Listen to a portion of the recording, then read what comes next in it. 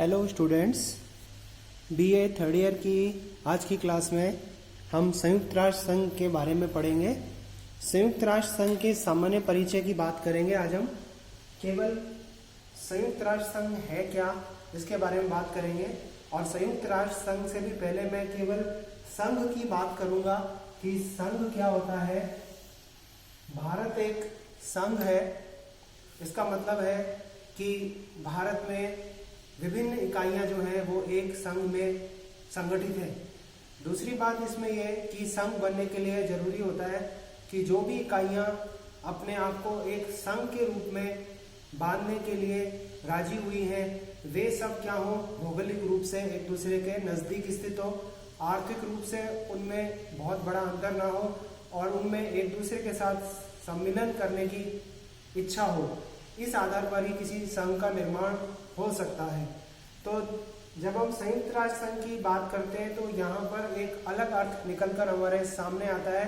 राष्ट्रों का एक पूरा समूह है जिसकी स्थापना जो थी वो 24 अक्टूबर 1945 ईस्वी को हुई थी। जैसे कि इतिहास में आपने पढ़ा कि प्रथम विश्व युद्ध के बाद में विश्व को युद्धों से बचाने के लिए किसकी स्थापना की गई, राष्ट्र संघ की। लेकिन अमेरिकी राष्ट्रपति जो विल्सन थे वो संयुक्त राष्ट्र संघ का सदस्य बनाने में अमेरिका को कामयाब नहीं हो पाए, क्योंकि सीनेट की उसके ऊपर अनुमति नहीं मिली थी। आपने द्वितीय वर्ष में पढ़ा होगा कि अमेरिकी राष्ट्रपति जो भी कार्य करता है या जो संधियां करता है, जो युद्ध की घोषणा करता है, उसके ऊपर सीनेट का 2/3 अनुमोदन जरूरी होता है। तो विल्सन जो था वो अमेरिका को राष्ट्र संघ का सदस्य नहीं बना पाया और 20 वर्ष के लिए एक प्रकार से राष्ट्र संघ जो था वो युद्ध विराम करवाने में कामयाब हुआ। लेकिन अगले 20 वर्षों के अंतराल पर हमें दूसरा विश्व युद्ध देखने को मिला, जब जर्मनी ने पोलैंड पर आक्रमण कर लिया, जापान ने अमेरिका के पर्ल हार्बर नामक नौसैनिक अड्डे पर आक्रमण किया, तो द्वितीय विश्व युद्ध शुरू हो गया।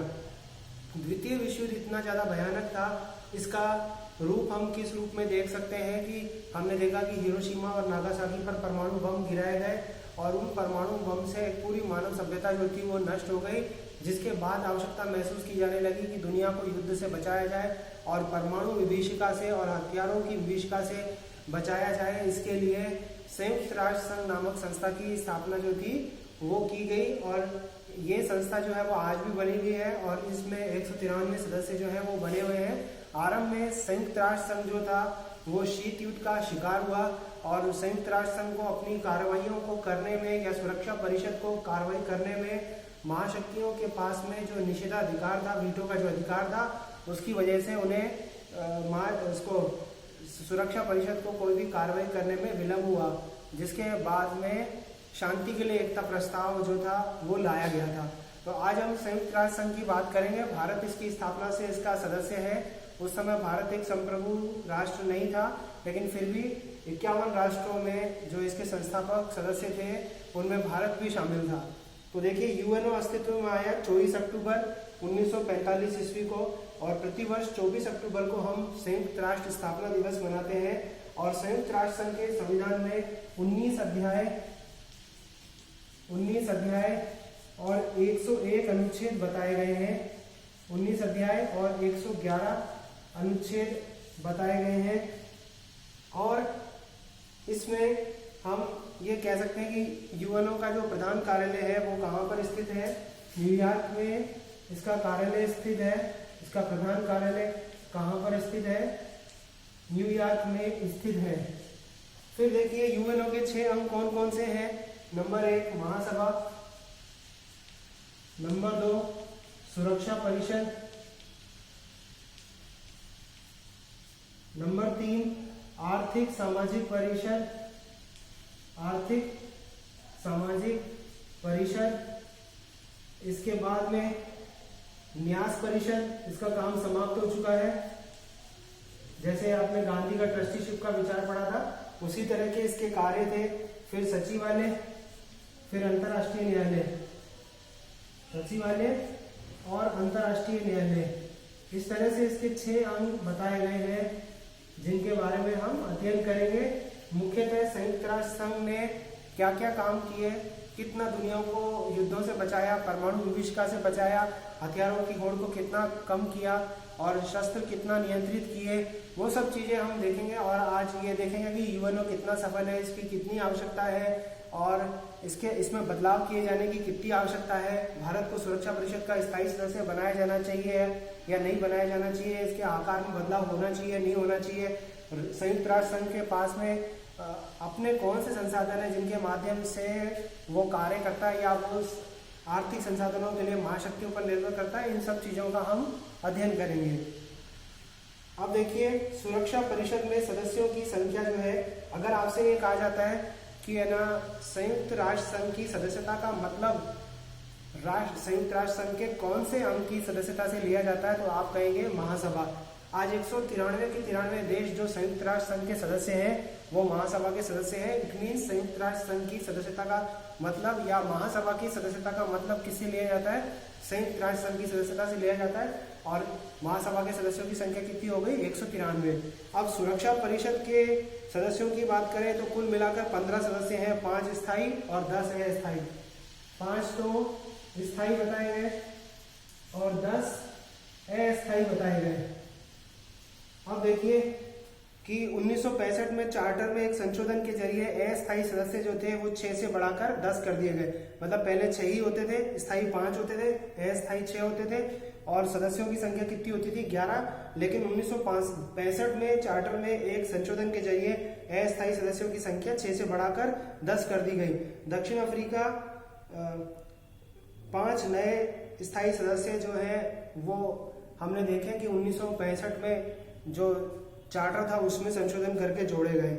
अब इसके बाद देखिए कि यूएनओ को संयुक्त राष्ट्र नाम जो था वो किसने दिया, अमेरिकी राष्ट्रपति रूजवेल्ट ने इसको नाम दिया। अमेरिकी राष्ट्रपति रूजवेल्ट ने संयुक्त राष्ट्र संघ को संयुक्त राष्ट्र नाम किसने दिया, अमेरिकी राष्ट्रपति रूजवेल्ट ने। अब यूएनओ के चार्टर पर कितने राष्ट्रों ने और कब हस्ताक्षर किए, 51 राष्ट्रों ने 26 जून 1945 ईस्वी को हस्ताक्षर किए। तो यूएनओ के चार्टर पर हस्ताक्षर करने वाला अंतिम देश जो था वो पोलैंड था और यूएनओ के चार्टर पर हस्ताक्षर कब हुए, 26 जून 1945 ईस्वी को। 26 जून 1945 ईस्वी को 51 राष्ट्रों ने क्या किया, संयुक्त राष्ट्र संघ के चार्टर पर हस्ताक्षर किया। अब सैन फ्रांसिस्को सम्मेलन जो था वो 25 अप्रैल 1945 से 26 जून 1945 तक हुआ और सैन फ्रांसिस्को सम्मेलन को ही यूएनओ का जनक कहा जाता है। सैन फ्रांसिस्को सम्मेलन जो 25 अप्रैल 1945 से 26 जून 1945 ईस्वी तक हुआ उसको यूएनओ का अपन क्या बोलते हैं, जनक बोलते हैं। ये जो सम्मेलन था सैन फ्रांसिस्को सम्मेलन जो अप्रैल 1945 से 26 जून 1945 तक चला उसको यूएनओ का जनक कहा जाता है। वर्तमान में यूएनओ के सदस्यों की संख्या कितनी है, 193। दक्षिणी सूडान 193वां सदस्य है, दक्षिणी सूडान। अब देखिए जो इसके सदस्य नहीं है वो है ताइवान और वेटिकन सिटी, आज भी इसके सदस्य नहीं है। ताइवान और वेटिकन सिटी इसके सदस्य नहीं है। भारत इसकी स्थापना के समय से ही इसका सदस्य रहा और संस्थापक देशों की श्रेणी में शामिल है। यूएनओ की स्थापना के बाद कौन से अस्थायी मुख्यालय की स्थापना हुई थी, वो था लेक्सेस में इसके अस्थायी मुख्यालय की स्थापना हुई थी। लेकिन वर्तमान में इसका प्रधान कार्यालय कहाँ पर है, न्यूयॉर्क में है। अब सबसे महत्वपूर्ण भूमिका किसकी थी, अमेरिकी राष्ट्रपति फ्रैंकलिन डी रूजवेल्ट की भूमिका थी। फ्रैंकलिन डी रूजवेल्ट इसकी अहम भूमिका थी संयुक्त राष्ट्र संघ की स्थापना में। फ्रैंकलिन डी रूजवेल्ट की भूमिका थी। संयुक्त राष्ट्र संघ के आज उद्देश्यों की बात कर लेते हैं। पहला उद्देश्य है सामूहिक व्यवस्था द्वारा अंतर्राष्ट्रीय शांति व सुरक्षा को कायम रखना। मतलब संयुक्त राष्ट्र संघ की स्थापना राष्ट्र संघ के समान ही की गई थी विश्व में शांति स्थापित करने के लिए। अंतर्राष्ट्रीय विवादों का शांतिपूर्ण ढंग से समाधान करना, किसी भी तरह के युद्ध को टालना, बल्कि सदस्य राष्ट्रों को समझाना कि वो आपसी सहमति, आपसी बातचीत के जरिए समस्या का समाधान करें और यूएनओ मध्यस्थ बनने के लिए तैयार है।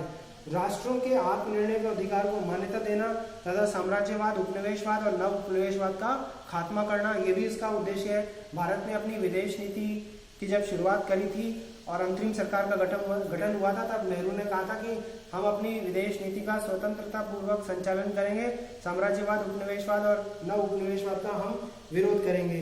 इसके अलावा इसका जो उद्देश्य है वो है सामाजिक, आर्थिक, सांस्कृतिक एवं मानवीय क्षेत्रों में अंतर्राष्ट्रीय सहयोग स्थापित करना। सामाजिक, आर्थिक, सांस्कृतिक और मानवीय क्षेत्रों में सहयोग स्थापित करना। आर्थिक सामाजिक परिषद, न्यास परिषद इस प्रकार के कार्य करती है।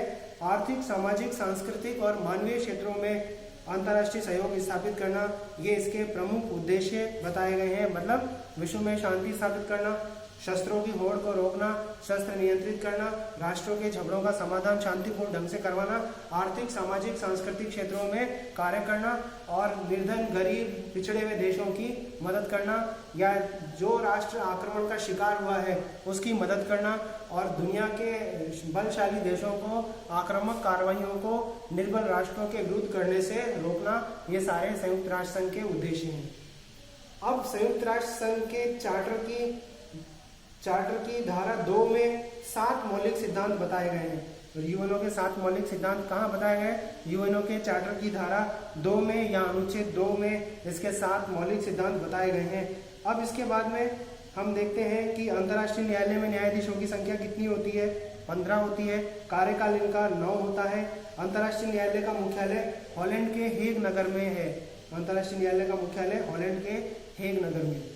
तो आज हमने सिर्फ प्रारंभिक जानकारी प्राप्त की है कि संयुक्त राष्ट्र संघ क्या है अपने आप में, इसकी स्थापना क्यों हुई, इसकी स्थापना में अमेरिकी रूजवेल्ट का, अमेरिकी राष्ट्रपति का हाथ था, कब हुई, कितने संस्थापक देश थे और संयुक्त राष्ट्र संघ के स्थापना के क्या उद्देश्य रहे और ये उद्देश्य कहाँ पर वर्णित है।